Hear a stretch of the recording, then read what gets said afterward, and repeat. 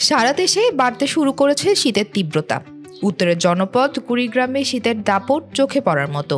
ঘন কুয়াশায় ছেয়ে গেছে মাঠঘাট, সাথে হিমেল হাওয়ায় জেঁকে বসেছে তীব্র শীত। ঘন কুয়াশার কারণে দিনের বেলায়ও হেডলাইট জ্বালিয়ে চলাচল করছে যানবাহন।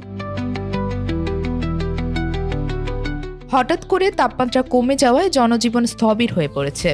হিমেল হাওয়া ও বাতাস যেন আগেভাগেই এসে পৌঁছেছে দেশের উত্তরের এ জেলায়। প্রতিদিনই বাড়ছে শীতের তীব্রতা। এতে সবচেয়ে বেশি বিপাকে পড়েছে খেটে খাওয়া মানুষ। অনেকেই আগুন জ্বালিয়ে শীত নিবারণের চেষ্টা করছেন। পর্যাপ্ত শীতবস্ত্রের অভাবে জনদুর্ভোগ চরমে। এদিকে মঙ্গলবার ভোর ৬টায় রাজারহাট আবহাওয়া পর্যবেক্ষণাগারে জেলার সর্বনিম্ন তাপমাত্রা রেকর্ড করা হয় ১২ ডিগ্রি সেলসিয়াস। রাজারহাট আবহাওয়া পর্যবেক্ষণাগারের ভারপ্রাপ্ত কর্মকর্তা সুবল চন্দ্র সরকার বিষয়টি গণমাধ্যমকে নিশ্চিত করেছেন। সামনে কুয়াশা ও ঠান্ডা আরও বাড়বে বলে জানিয়েছে রাজারহাট আবহাওয়া পর্যবেক্ষণাগার।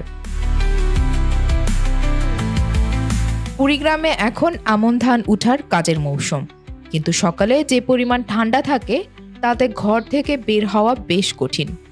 কাজ না করলে তো সংসার চলবে না, তাই কাজ করার জন্য বের হতে হচ্ছে এ এলাকার কৃষকদের। এছাড়া ঘন কুয়াশা ও শীতের কারণে কাজে বিঘ্ন ঘটছে বলেও জানান কৃষকরা। এদিকে জেলা ত্রাণ ও পুনর্বাসন কর্মকর্তা মোহাম্মদ আব্দুল মতিন গণমাধ্যমকে বলেন, ৯টি উপজেলাতে ৬ লাখ করে মোট ৫৪ লাখ টাকা বরাদ্দ দেওয়া হয়েছে। কম্বল ক্রয় করা হচ্ছে, তার তালিকা করে শীতার্ত মানুষদের মাঝে বিতরণ করা হবে। রাবিতা খন্দকার, বাংলা বাজার পত্রিকা।